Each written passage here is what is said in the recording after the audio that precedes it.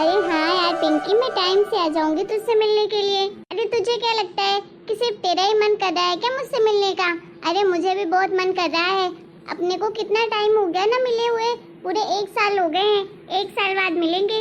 एक तो तू मेरी शादी में भी नहीं आई थी, अभी तो तुझसे पुराना हिसाब भी पूरा करना है। क्या 7 बजे के बाद आना पड़ेगा शाम को? अच्छा चल ठीक है, कोई बात नहीं, मैं आ जाऊंगी तुझसे मिलने। अरे नहीं यार, मेरी फैमिली बहुत अच्छी है, वो मॉडर्न फैमिली है, किसी को फर्क नहीं पड़ता। और वैसे भी मैं तो सचिन जी के साथ आऊंगी, पक्का प्रॉमिस है, मैं तुझसे मिलने जरूर आऊंगी। चल ठीक है, अब रखती हूँ। आज मुझे कितनी खुशी मिल रही है, सच में फ्रेंड से मिलने का अलग ही मजा है। अपने फ्रेंड से मिलूंगी तो मुझे तो पुराने दिन याद आ जाएंगे। हम दोनों कितना मस्ती किया करते थे, कहीं घूमने भी जाते थे तो हमेशा साथ में जाते थे। वो हमेशा मेरी गलती छुपाती थी और मैं भी उसकी गलती हमेशा छुपाती थी। हम हमेशा से बेस्ट फ्रेंड थे। आज तो पक्का मिलूंगी उससे। सचिन जी को फ़ोन करके बता देती हूँ कि शाम को मुझे अपने फ्रेंड के घर चलना है उससे मिलने के लिए। वो जल्दी आ जाएंगे ऑफिस से, तब तक मैं तैयारी कर लेती हूँ। 1 आध घंटे के लिए ही जाए, लेकिन जाना तो पड़ेगा ही। बहू। हाँ मम्मी जी। अरे बहू, तुमने शपथ ले ली है क्या कि तुम हमारी नाक कटवा कर ही रहोगी? अरे नाना मम्मी जी, ये आप क्या कह रही हैं? मैंने क्या कर दिया ऐसा? क्या नहीं कर दिया? अरे तू अभी किससे बात कर रही थी? अपनी सहेली से, और उससे मिलने भी चाह रही है। हमसे एक बार पूछना भी जरूरी नहीं समझा, और वो भी रात को मिलने जाएगी तो उससे। अरे कोई शर्म लिहाज मर्यादा है कि नहीं? अरे ससुराल में है तू, अपने मायके में नहीं।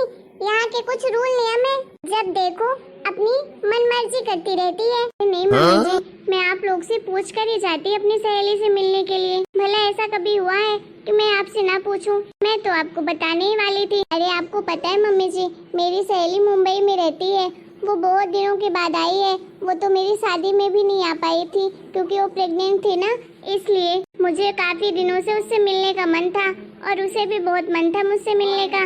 अब वो अपने मायके आई है तो मैंने सोचा चली जाती हूँ, 1-2 घंटे के लिए मिल आऊंगी। और मेरे साथ तो सचिन जी भी जा रहे हैं, मैं अकेले थोड़ी ना जा रही हूँ, वो भी उसे अच्छे से जानते हैं। जाने को तो मैं सुबह भी जा सकती थी, लेकिन वो ना कल सुबह वापस चली जाएगी मुंबई, इसलिए आज शाम को ही जाना पड़ेगा। चुप कर, कहीं नहीं जाना है तुझे रात में, समझी ना? किसी से नहीं मिलना है तुझे। मम्मी जी प्लीज ऐसा मत करिए, मुझे बस 1 घंटे के लिए जाने दीजिए, मैं 1 घंटे के अंदर वापस आ जाऊंगी। ओह, मेरी बात तुझे समझ नहीं आती ना? अरे एक बार मना कर दिया ना कि तुझे शाम को कहीं नहीं जाना है, मतलब कहीं नहीं जाना है। पर मम्मी जी, मेरी सहेली पूरे 1 साल बाद आई है वापस यहाँ, प्लीज मिलने दीजिए ना मुझे उससे। फिर पता नहीं कब मिलना होगा उसे, कब आएगी। अच्छा प्रॉमिस करती हूँ, मैं आधे घंटे के अंदर ही आ जाऊंगी और मैं सारा काम करके जाऊंगी, शाम का भी खाना बना कर ही जाऊंगी, प्लीज जाने दीजिए। अच्छा, बड़ा सहेली के लिए प्यार उमड़ रहा है भाई। अगर सहेली के साथ ही रहना था तो अपने मायके में ही रहती, शादी करके यहाँ क्यों आ गई? और अपनी सहेली को भी बोल देती कि उसे भी तेरे साथ रहने का इतना मन था तो वो भी शादी नहीं करती, दोनों रहती अपने मायके में, तब कोई रोक टोक नहीं करता। देख बहू, मुझे सहेला बिल्कुल पसंद नहीं है, समझी ना? और ना ही मेरे घर में ये सब चलने वाला है। एक तो तू बेशर्मो जैसे कपड़े पहनती है, आधी कटी ब्लाउज पहनेगी, न सर ढकेगी, और चाल तो देख लो तो भाई लगता है मॉडलिंग फेल हो जाए। इधर उधर मटकती रहती है, बाहर जाएगी तो भी मटकती हुई जाएगी, कभी सर पे पल्लू नहीं लेना इसको। अरे लोग कैसी कैसी बातें करते हैं तेरे बारे में, अरे सुनना तो मुझे पड़ता है, नाक तो मेरी कटती है ना, जवाब तो मैं देती हूँ सबको। तू तो अपनी मर्जी की मालकिन है, ऊपर से नौकरी भी करती है, सुनना नहीं है। पता नहीं हमारे घर में किस चीज की कमी है, किसको नौकरी करने से ही फुर्सत नहीं है। वहाँ जाएगी ऑफिस में तो लड़कों के साथ भी काम करेगी, लड़कियों के भी साथ काम करेगी, अभी भी इसका पेट नहीं भरता है जो अभी सहेलियों से मिलने जा रही है। मम्मी जी कैसी बातें कर रही हैं, ऑफिस में तो हर तरह के लोग काम करते हैं। रही घूंघट वाली बात, तो आज के जमाने में कौन घूंघट करता है? और मेरे कपड़ों में क्या बुराइयां हैं मम्मी जी? अरे मैं तो कभी किसी को उल्टा जवाब भी नहीं देती हूँ, ना ही किसी को गाली देती हूँ। अरे मम्मी जी, सर ढककर भी क्या हो जाता है? अगर बहुएं सर ढककर अपनी सास को ही गाली दे, लड़ाई करे, तो फिर भला उसमें कौन सी इज्जत रहती है? मैं तो किसी को कुछ नहीं कहती हूँ, तो भी आप ऐसा कह रही हैं मुझे। देख बहू, मुझसे ज्यादा बहस मत कर, मेरा बीपी हाई हो जाता है, समझी? मैं तो आज से बता दे रही हूँ तुझे कि बिना घूंघट के बाहर नहीं निकलना तू। बुरा कोई नहीं होगा। मम्मी जी मैं घूंघट लेकर कैसे जाऊंगी बाहर? आपको तो पता है मुझे कितनी दिक्कत होती है, कुछ समझ में ही नहीं आता है। इधर गिरती रहती हूँ, उधर गिरती रहती हूँ, कहीं गिर गुड़ा गई और ज्यादा चोट लग गई तो फिर क्या करूँगी मैं? आप बताइए। ये देखो महारानी को, अरे हम तो जैसे इंसान ही नहीं थे, तू ही बस तो है इस दुनिया में जिसको घूंघट डालने के लिए बोल रही हूँ। बहाने बस बनाने के लिए बोल दो इसको। ठीक है फिर, अगर तुझे घूंघट नहीं लेना है तो तू घर के बाहर कदम मत रखना, ठीक है ना? और शाम को तो बिल्कुल ही मत रखना। आज के बाद मैं बाहर देखूं नहीं, तेरा ऑफिस जाना सब बंद है, ठीक है? चुपचाप से घर में रहो, घर का काम धाम करो, बाहर की दुनियादारी से तुझे कोई लेना देना नहीं है। और मम्मी परवर छोड़, चुपचाप से जा किचन में काम कर। अरे सुबह सुबह क्या हो गया? किस चीज के लिए चिल्ला रही है तू?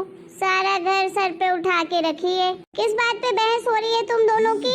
अरे माँ जी देख रही हैं अपनी नतिया बहू को, शाम को घर से बाहर जा रही है घूमने के लिए, अपनी सहेली से मिलना है उसको। मैं उसे मना कर रही थी, समझा रही थी कि शाम को घर से बाहर मत निकला कर, जुग जमाना कितना खराब है। अरे माँ जी कैसी कैसी लोग बातें करते हैं इसके बारे में। एक तो ये ऑफिस में काम करने जाती है, ऊपर से जब जाएगी तो घूंघट नहीं रखती है सर पे, ऐसे ही चली जाती है, हाफ कट ब्लाउज पहनती है। अब आप ही बताइए, लोग देखेंगे तो कैसी कैसी बातें तो बनाएंगे ही ना। अरे बेइज्जती तो हमारी होगी, नाक तो हमारा कटेगा, हमारे घर का नाम बदनाम होगा। इसको क्या है, इसको तो अपने फैशन से लेना देना है। देखिए माँ जी मैं तो बदनामी नहीं कर सकती हूँ इस घर की, इस बहू के फैशन के चक्कर में। अरे सचिन की माँ पगला गई है क्या तू? अरे आजकल के जमाने में कौन घूंघट लेता है?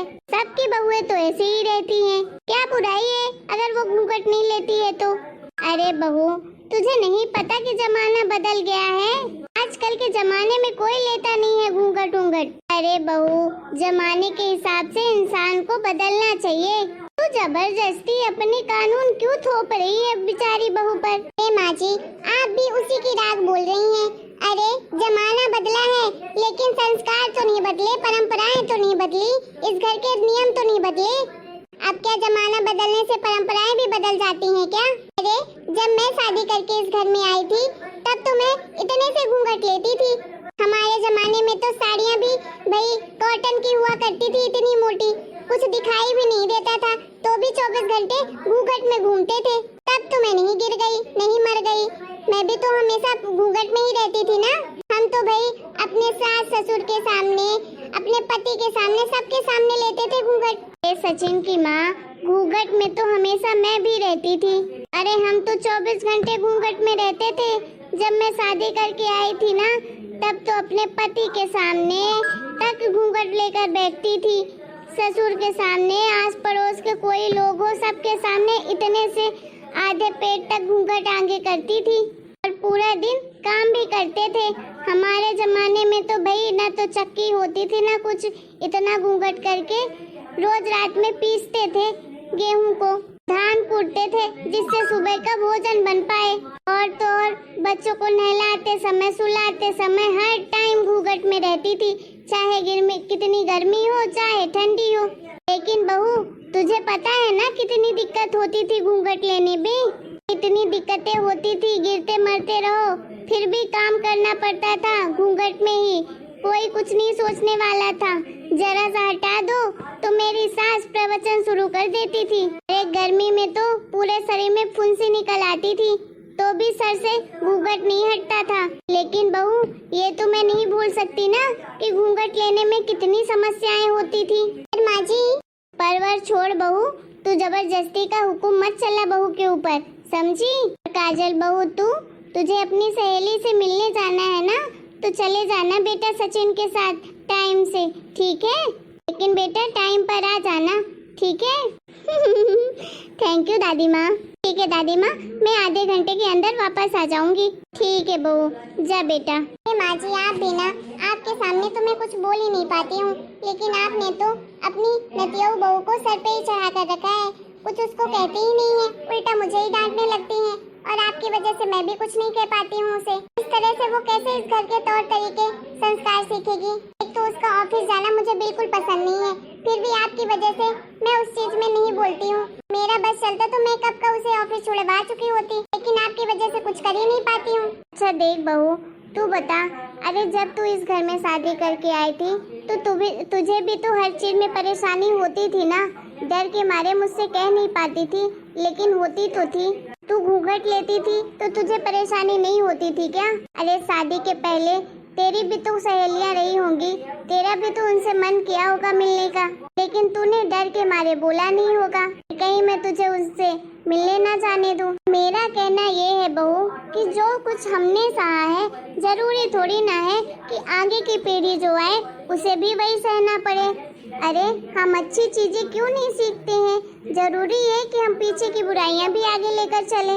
एक बात हमेशा याद रखना बहू कि इंसान की अच्छाई कपड़ों से नहीं होती, इंसान की अच्छाई उनके बर्ताव से होती है। तू ही बता, हमारी बहू कितनी समझदार है, आज तक कभी किसी से ऊंची आवाज में बात तक नहीं की होगी, सबकी इज्जत करती है, सबका ख्याल रखती है, घर का सारा काम भी कर लेती है। अब क्या बुराई है हमारी बहू में? अब तू कमला की बहू को देख ले, उसकी बहू यहाँ तक सर ढक के रहती है, लेकिन जब लड़ाई होती है तो देखता है तूने कैसे दोनों सास बहू एक दूसरे को गालियाँ देती हैं। उसे तू ज्यादा अच्छा समझती है क्या? ऐसी इज्जत तुझे भी चाहिए क्या?